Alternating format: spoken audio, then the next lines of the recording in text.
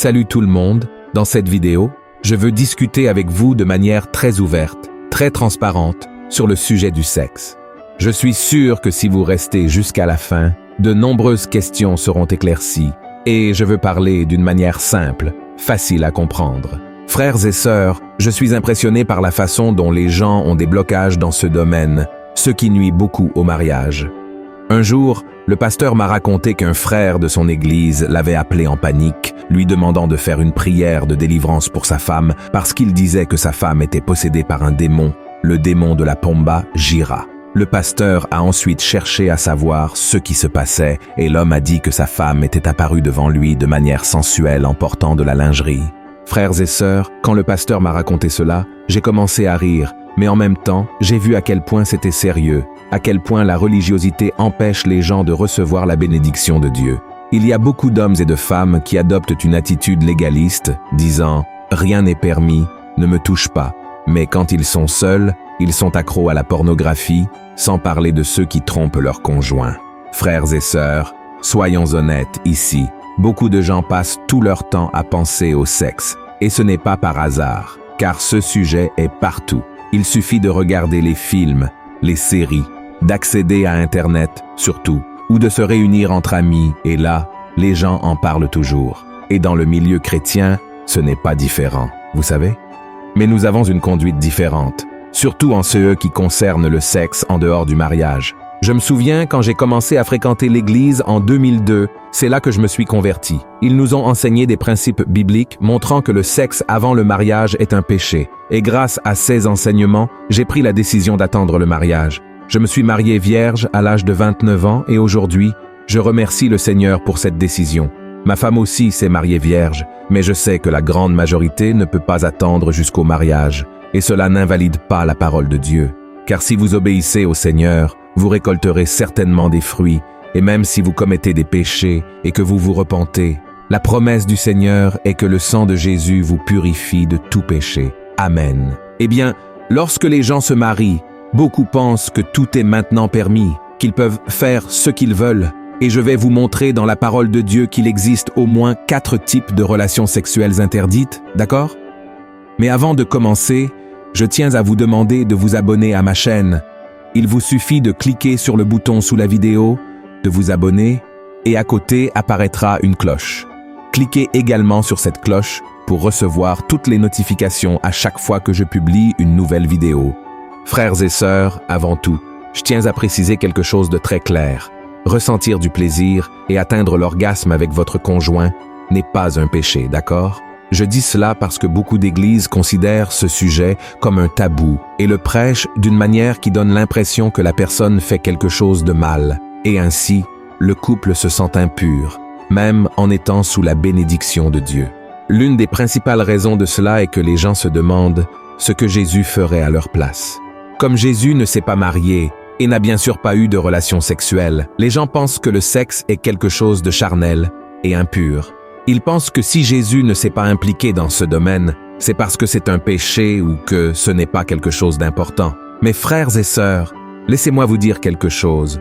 Nous ne devons pas toujours baser notre vie sur ce que Jésus ferait, car Jésus ne ferait pas beaucoup de choses.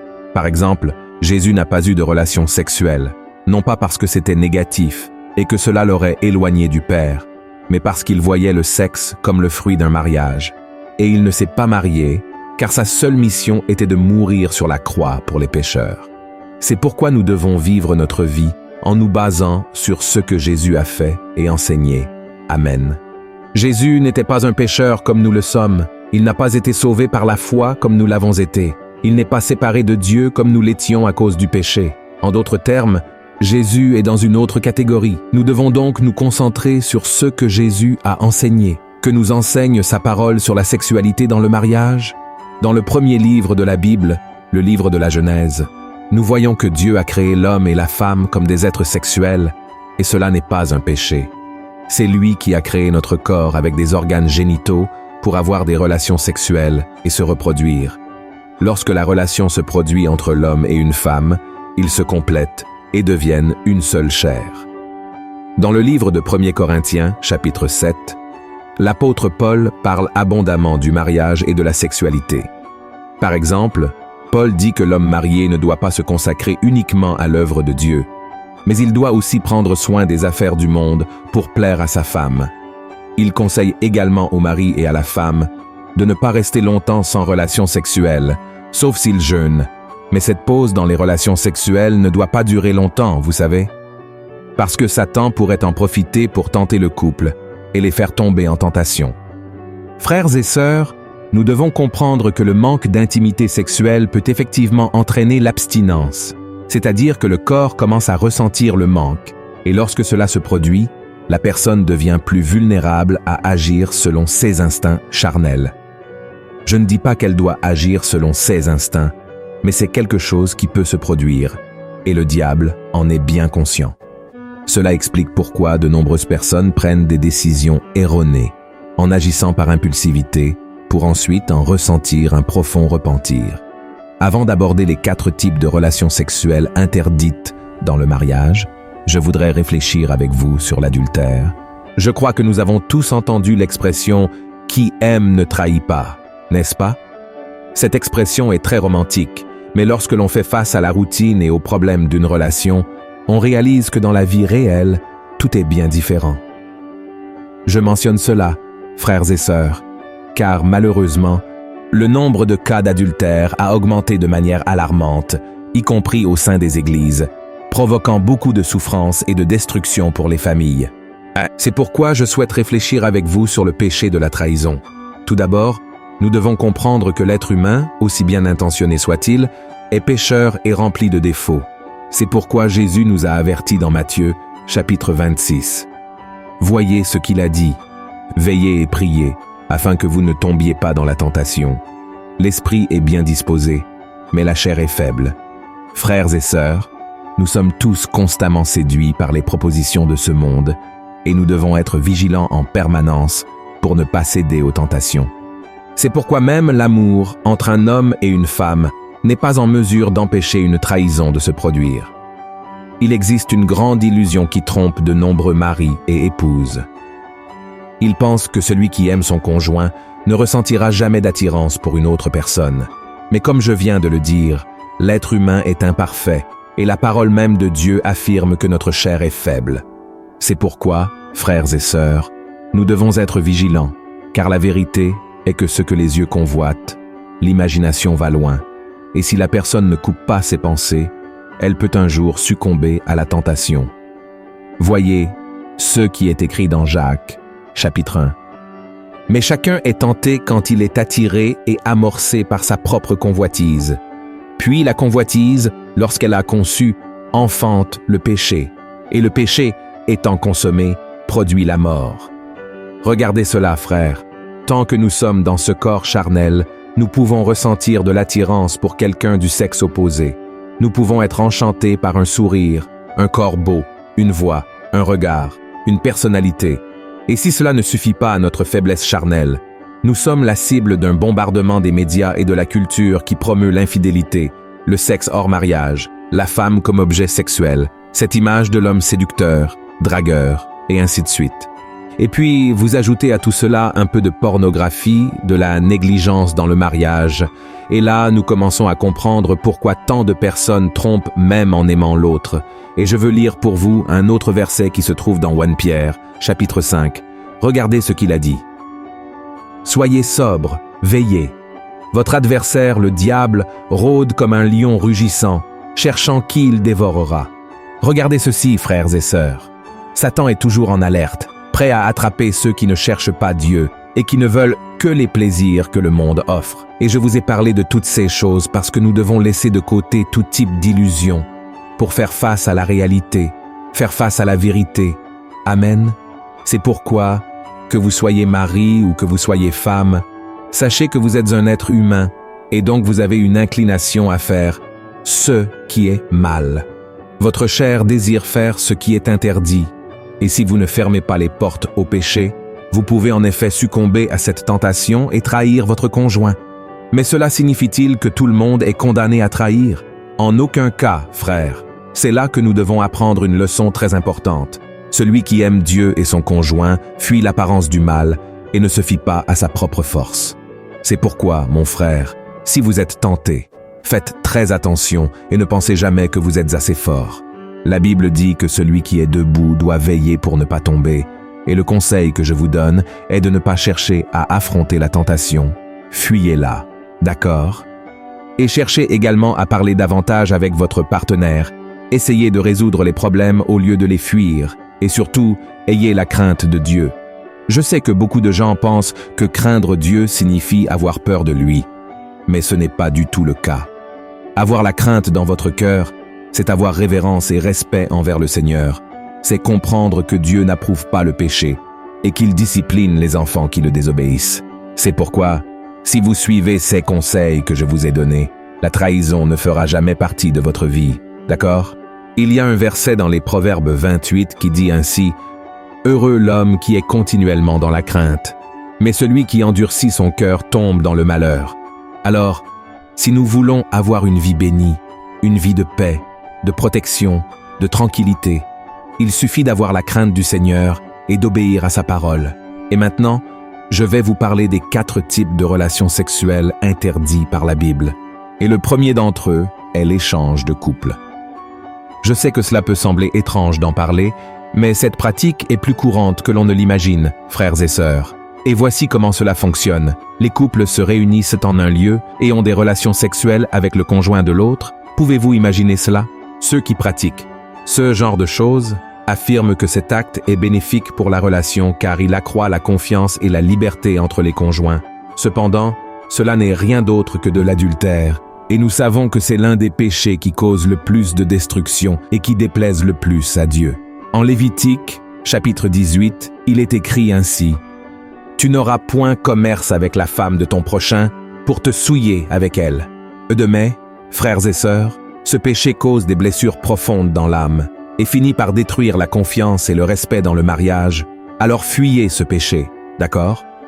Le deuxième acte sexuel interdit par la Bible, c'est le ménage à 3. Le ménage à 3 n'est rien d'autre que lorsque 2 partenaires s'engagent dans une relation sexuelle avec une troisième personne, avec le consentement des 2. Certaines personnes essaient de défendre leur désir de faire un ménage à 3 en disant que Jacob était marié à 2 sœurs, Léa et Rachel, mais à aucun moment la Bible ne dit qu'il dormait avec les 2 femmes en même temps. Nous voyons que la polygamie, le fait qu'une personne se marie avec plusieurs femmes, était permise à l'époque de la nation d'Israël, mais ce n'était jamais la volonté parfaite de Dieu. Dieu n'a jamais approuvé la polygamie, et nous voyons dans le Nouveau Testament que l'homme doit être le mari d'une seule femme, et Jésus lui-même en a parlé. Voyez ce qu'il a dit en Matthieu, chapitre 19. N'avez-vous pas lu que le Créateur, au commencement, fit l'homme et la femme, et qu'il dit « C'est pourquoi l'homme quittera son père et sa mère, et s'attachera à sa femme, et les 2 deviendront une seule chair. Ainsi ils ne sont plus 2, mais ils sont une seule chair. Que l'homme donc ne sépare pas ce que Dieu a joint. » Vous voyez, frères et sœurs, Jésus a parlé d'un homme et d'une femme dans le mariage. C'est la volonté de Dieu, c'est-à-dire qu'il n'y a pas de place pour une autre personne dans un mariage hétérosexuel, d'accord? Le troisième type de relation sexuelle que Dieu interdit dans sa parole est l'abus.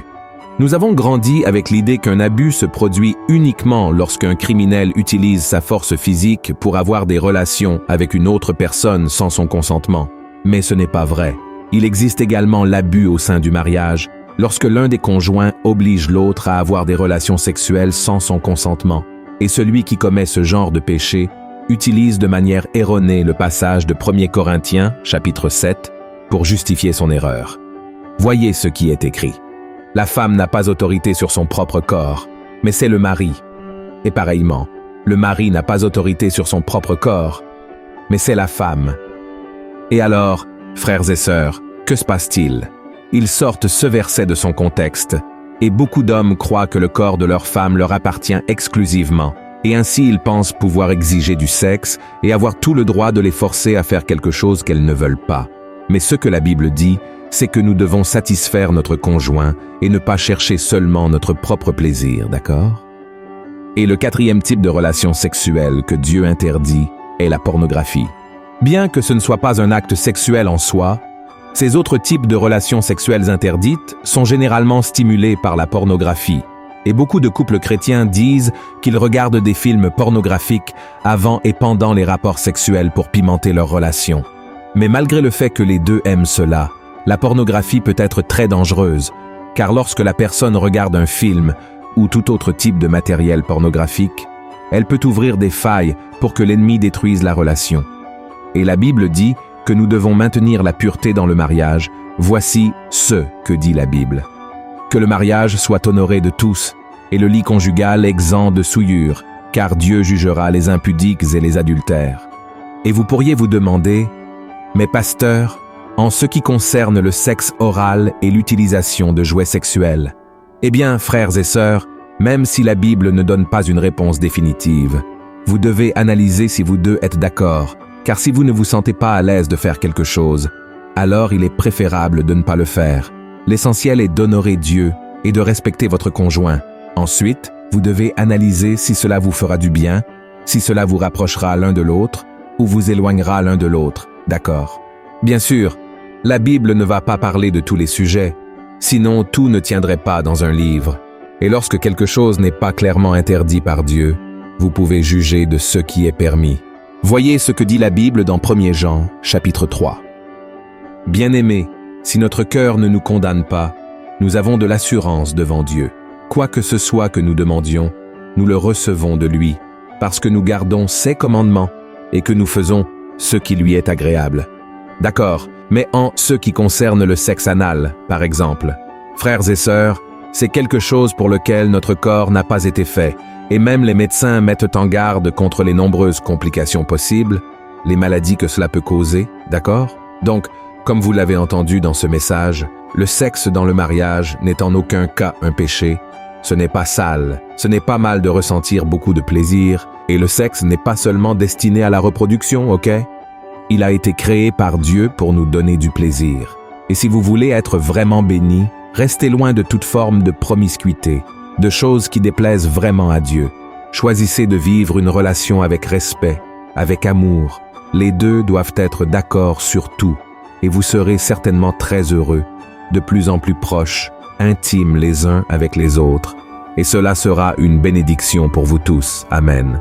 Si vous avez aimé ce message, je vous demande maintenant de le partager sur WhatsApp, de l'envoyer à vos amis, frères dans la foi. Partageons la parole de Dieu, car elle apporte la lumière, elle apporte la paix à nos cœurs. Gloire à Dieu. Je vous attends donc dans la prochaine vidéo. Que Dieu vous bénisse.